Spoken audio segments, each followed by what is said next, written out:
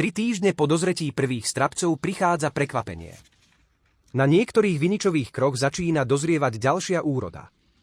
Objasnime si, ako je možné, že veľmi skoré stolové hrozno prináša druhú vlnu plodov v priebehu jedinej sezóny. Tieto strapce sa tvoria na zálistkoch, teda bočných výhonkoch. Pri väčšine odrôd zostávajú zálistky bez úrody. Ale niektoré veľmi skoré odrody majú genetickú schopnosť vytvoriť na nich aj súkvetia, ktoré kvitnú a nasadzujú bobule neskôr než hlavná úroda. Aby sekundárne strapce stihli dozrieť, musí sa spojiť niekoľko priaznivých okolností.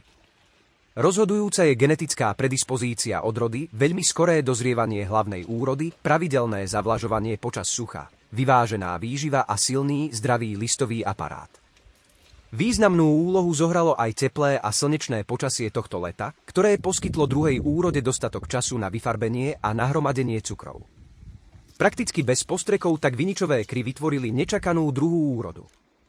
Nie je to náhoda ani zázrak, ale málo známa biologická vlastnosť niektorých veľmi skorých odrôd stolového hrozna.